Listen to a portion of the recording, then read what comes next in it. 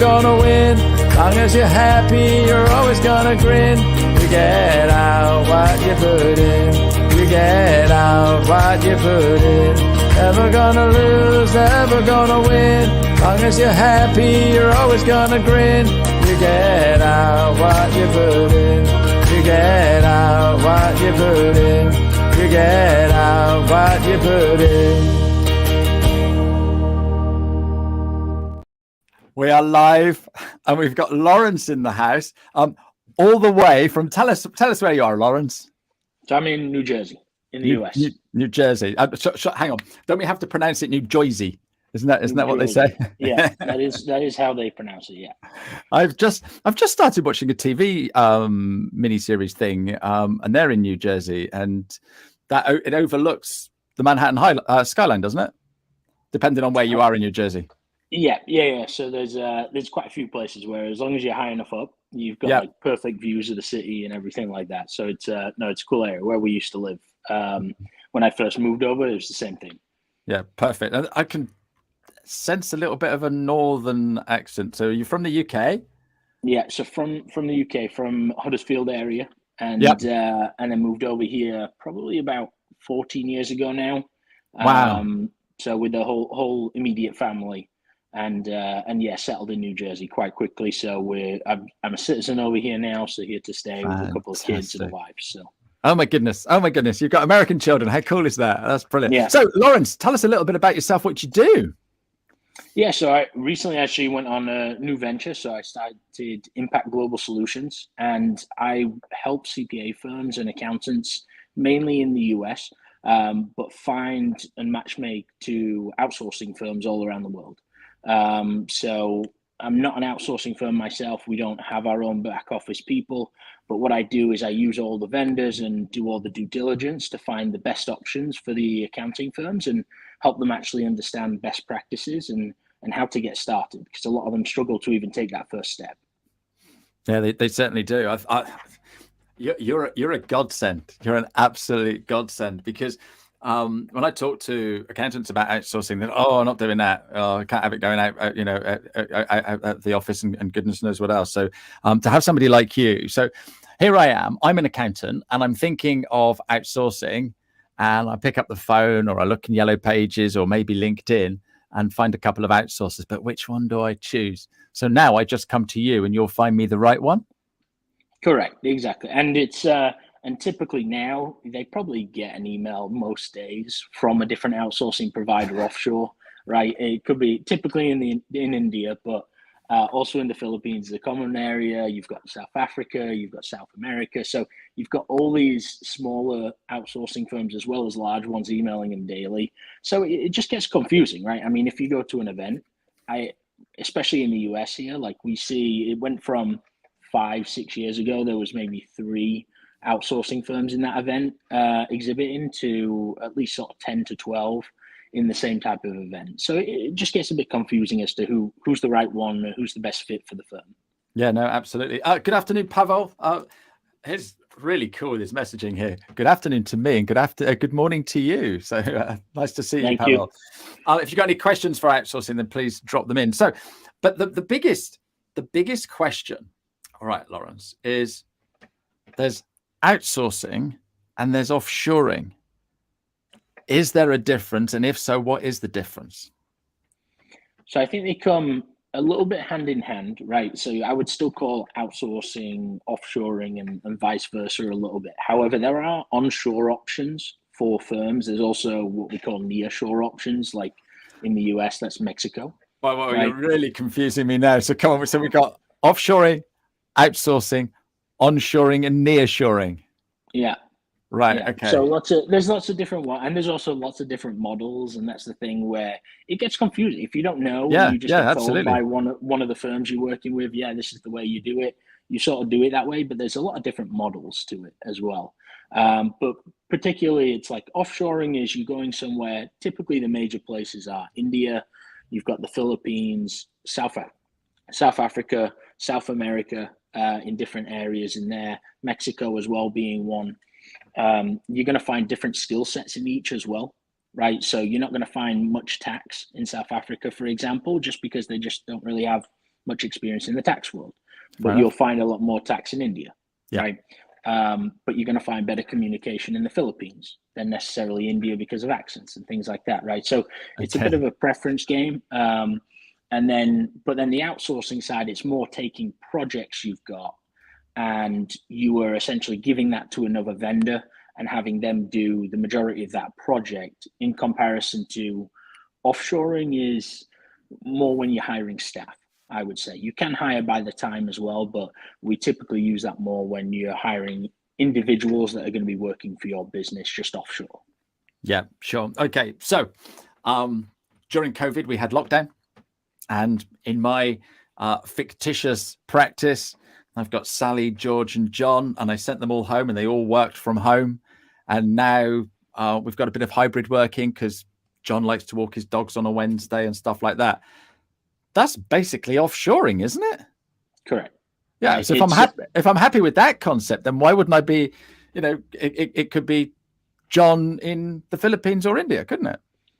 Exactly. And it's the industry has changed so drastically during that period, right? And it's got, I would say right now, you've probably got about 90% of the top 100 firms outsourcing.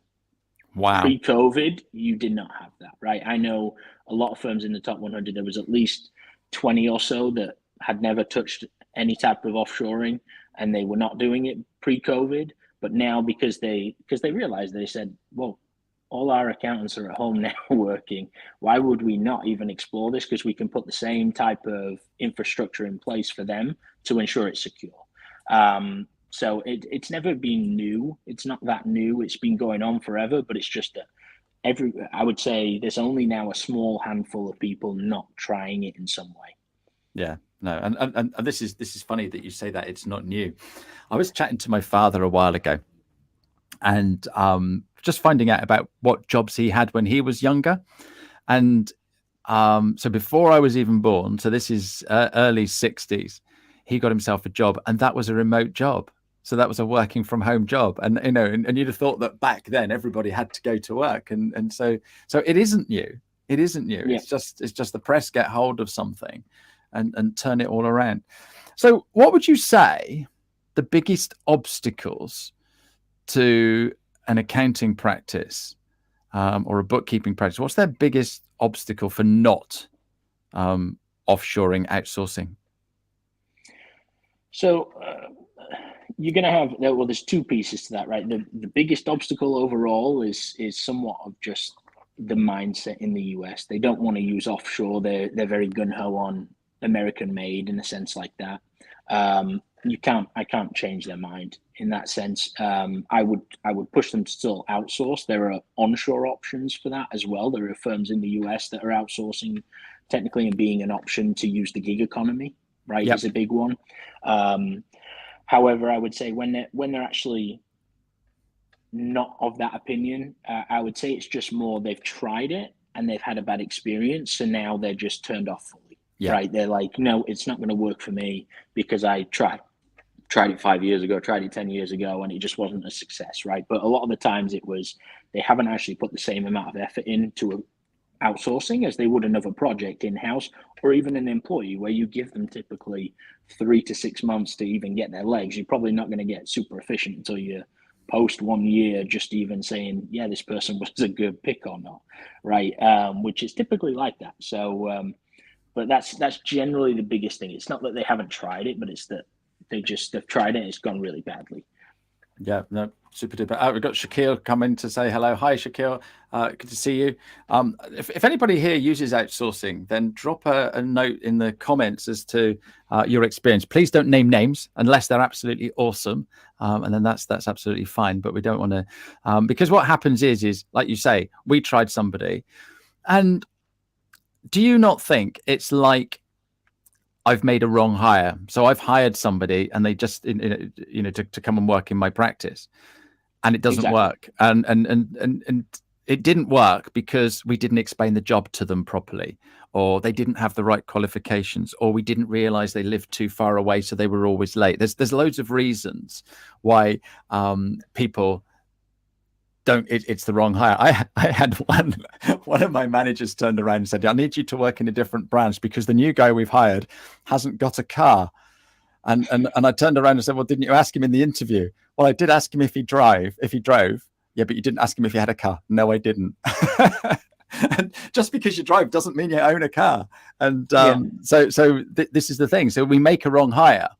And so I guess if we go about it the right way, then we're going to have an amazing experience when we offshore, outshore, onshore, inshore. You've lost me now. But what would be your advice to getting the to get people to look at it again? Because if I've never used it, all right, and I'm struggling to get staff at the moment. I don't know what it's like in the US, but at the moment you cannot find an accountant or a bookkeeper for love nor money. I'm open to it because it's I may have not been open to it, but with the hybrid working and stuff like that, I think it might work. So what are your top tips for me to make it work absolutely perfectly? So the first is you've got to address, like you said, it is about the people to some extent. It's not.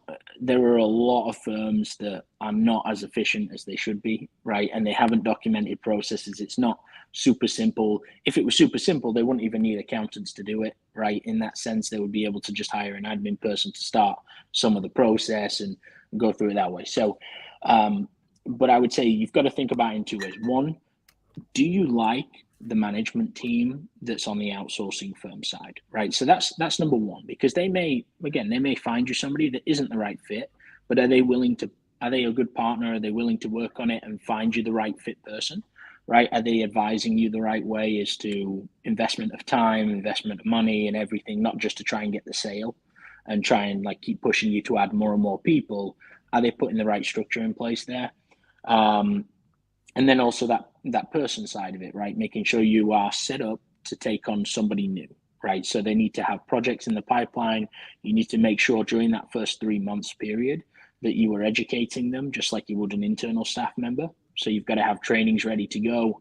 And I would say be as ready with processes as you can be, right? They're very good. Outsourcing firms are very good at documenting processes typically because they want a system in place to follow. They're not somebody that's going to wing it. And they're not the people that you really want the first time, at least until you train them a little bit, interacting with the clients. They really want to follow a system of doing the work rather than reading between the lines. You don't want to leave that to a second chance. Mm. We're talking about technical stuff as well, so we don't want second chance. Yeah. Nikolai's saying that he's growing his practice by using outsourcing or offshoring or insuring or whatever else it is. So there's offshoring. So outsourcing, correct me if I'm wrong. So outsourcing, I'll turn around to my outsourcing company and say, I need you to do this many sets of accounts over a period of a month. And so basically there's a load of people there and they're sort of like, oh, I'll pick that one up. I'll pick that one up. The job's all done. It's all packaged. And at the end of the day, I'm the senior partner. I check all the accounts. They're all perfect. And I send them out. So that's my understanding of outsourcing. Offshoring is I actually hire a member of my team, but they are based in a unit, so to speak, in one of these locations that you talk about. Have I got that right?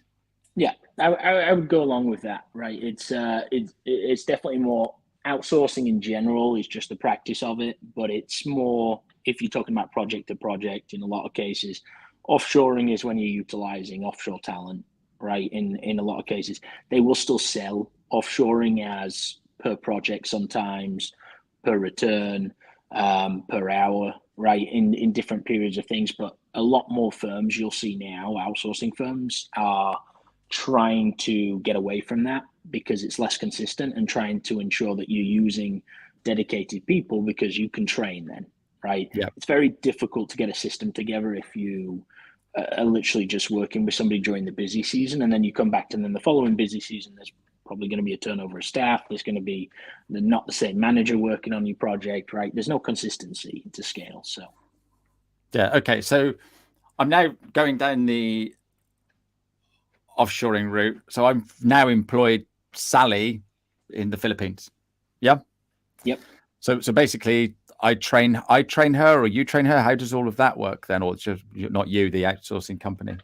Yeah, and it's different from firm to firm, right? That's the big thing as well. Like some outsourcing firms treat it more like a recruitment agency where they will house the employee, right? But they handle the payroll and things like that for you. However, they recruit them, they don't do any training whatsoever, right? There are other outsourcing firms that are much more hands-on, that do more of the managed approach where they're part of a team, they're doing trainings throughout the year, right? It really just depends on the structure of that firm, which again is somewhat confusing for a lot of CPA firms and accounting firms if they don't know, right? They don't ask the question as well up front.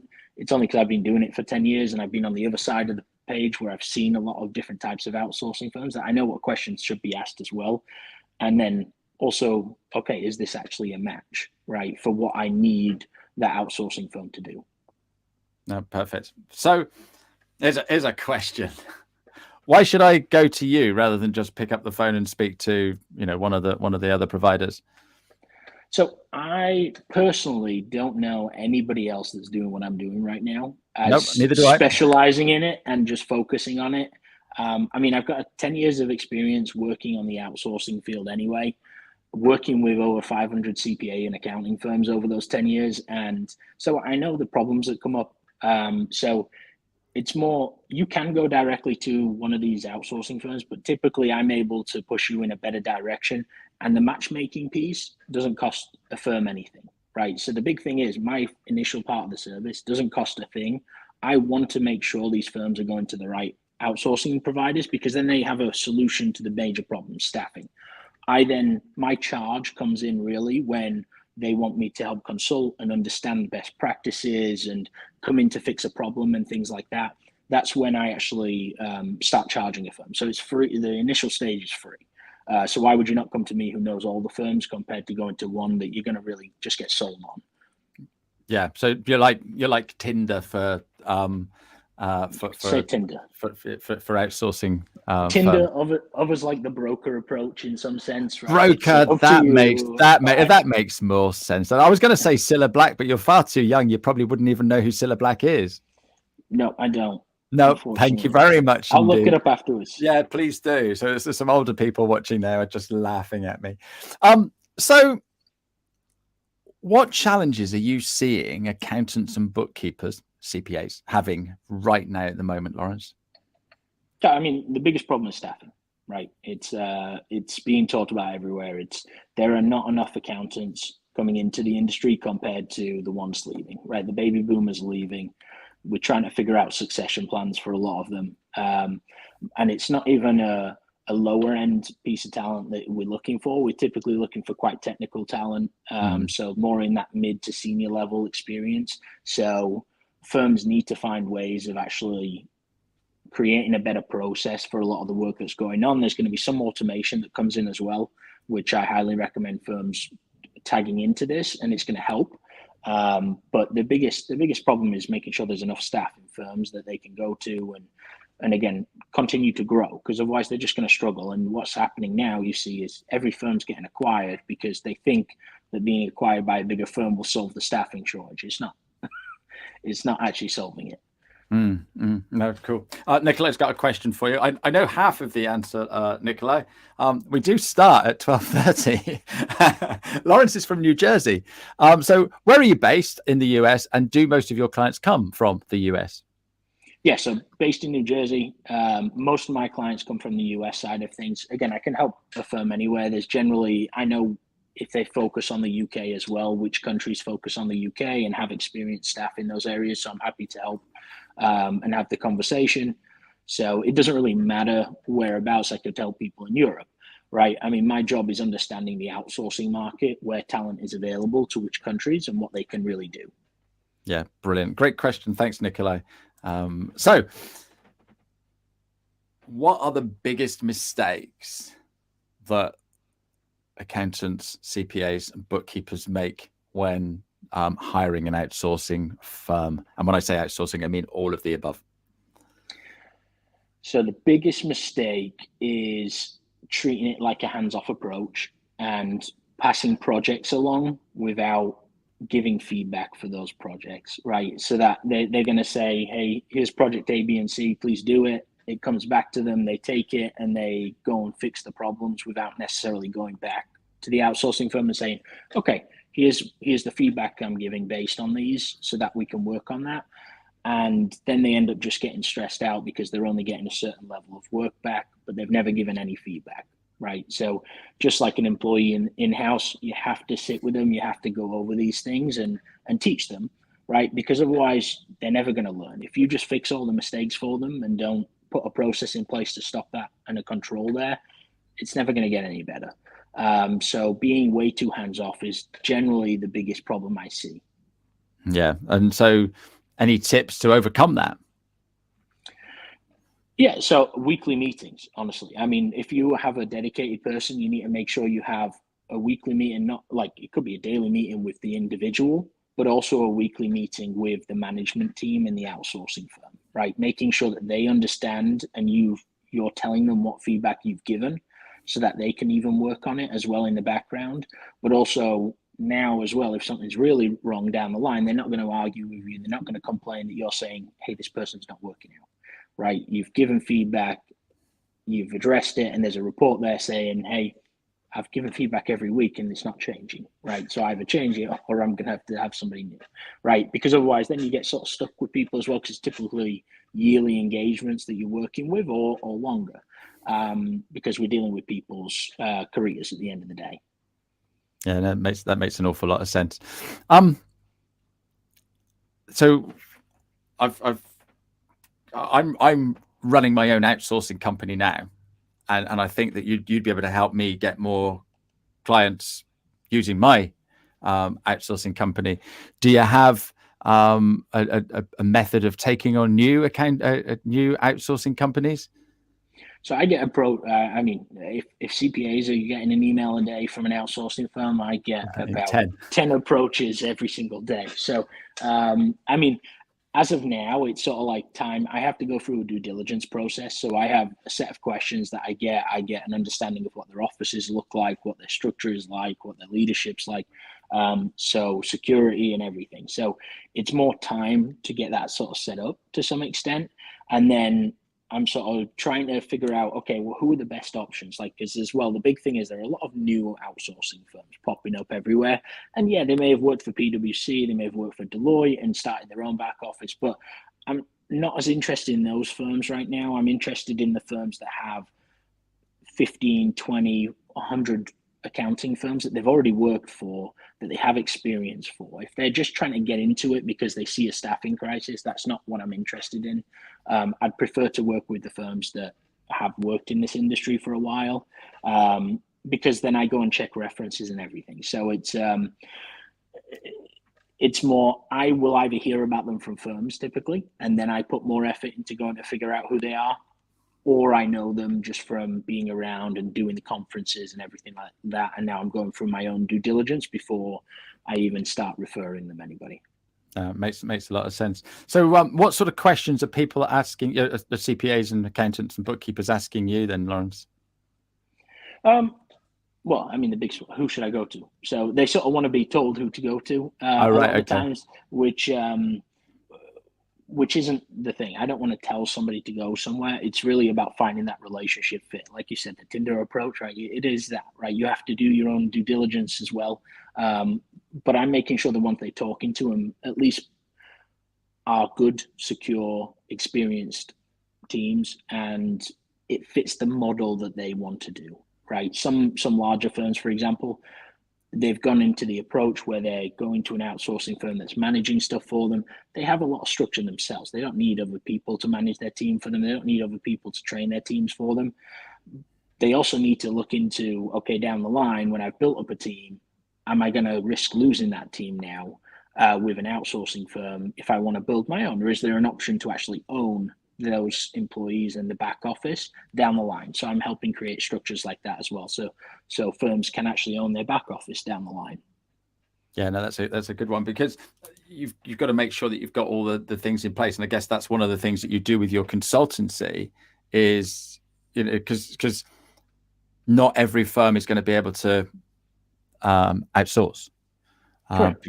And so initially you might turn around to them and go, oh, you need to do this and you need to do that. So what are the key things that you repeat yourself when you're talking to CPAs when they're looking to pick it up for the first time? So I think one of the biggest one is just to get started. So I think a lot of them procrastinate and they overthink it, right? And it becomes, again, it's a partnership at the end of the day. So they try and get everyone involved in the decision, and it's typically not. There are going to be some partners and some managers that do it better than others, right? One partner may be a better fit for one outsourcing firm, and another partner may prefer it elsewhere, right? Yeah. So Yeah. you sort of have to treat it a bit individually into their own little practices, right? In some sense, and they just choose. And because of that process, they wait too long, and then what happens is they end up losing. They go through interviews, they do all this stuff with finding the right people, but then they end up losing the actual person that they've tried to interviewed already because they took too long. Right, just like in the real world, if you're hiring somebody and you don't give them a decision, they'll go somewhere else, right? But starting the process and not jumping in at the deep end and getting 10 people, but starting with part-time or a full-time person, getting to know them, getting to understand how it works, and taking steps from there is the biggest thing, right? Just try it out. I mean, the cost is minimal. It's about 50% if it's offshore in comparison to what they would be hiring, and you've got an outsourcing team and management structure to help you do it as well. And we've got you as well, I suppose. Now we've got me, right? Yeah. So, and again, I can look at it from the neutral perspective, more from the firm's approach, and that's the big thing. I'm handling it from a firm's best interest, so I can sit there on meetings. I can make sure the outsourcing firm is doing certain things. For some of our larger firms, we've got a private equity, for example, that we work with right now. That I'm more of like an outsourced. You can call it an outsourced.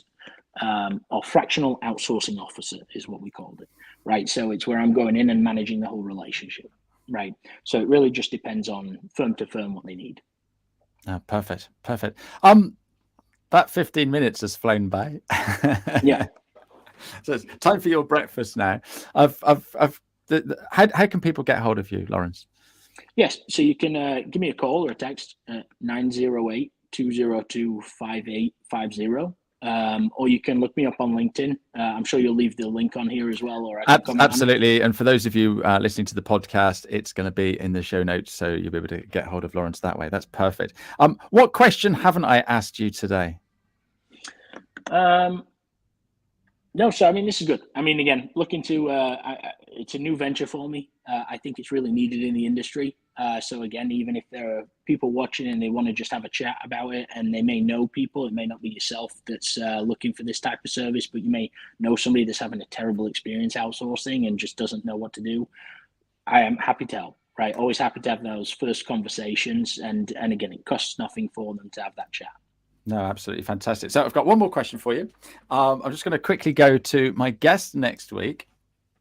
But before I do that, I'm just going to let everybody know that we've got a workshop in Exeter on the 26th of September. So if you want to supercharge your small business with social media, come and see Becky and myself. We'll be there all day. It's going to be fun.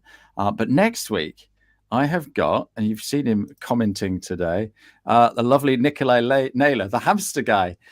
He's written a book. He's a CPA or an accountant, and he's written a book on how to just get the practice that you want. And he's going to tell us all about his hamster as well. So looking forward to having a chat with Nikolai next week. You've been a lovely guest, Laurence. Thank you so much. You've really, I've learned so much today, and I hope everybody else has got a lot from it as well. My last question to you today is: when you were at school up north, as a little kiddie at primary school, what did you want to be when you left school? So I wanted to educate CPAs on the best ways to outsource. Yeah. So that hadn't been invented back then, had it? That's the funny thing. That is the funny thing. So back in school, I think back in school, to be honest, I was a very optimistic child, and I wanted to be a soccer player for the longest time, even though we were getting, even in high school and things like that, it was Yeah. I still want to be a soccer player if I want to be anything. But again, I got to a semi-pro stage, but got terrible knees.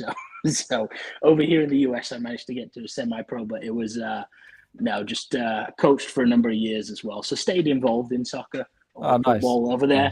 Nice. But it was now I'm even getting the American words in. So I was just going to say soccer. You must be in football. So tell me, when you were at high school and that, did they all take the Mickey out of you because you were English and you didn't know how to play American football?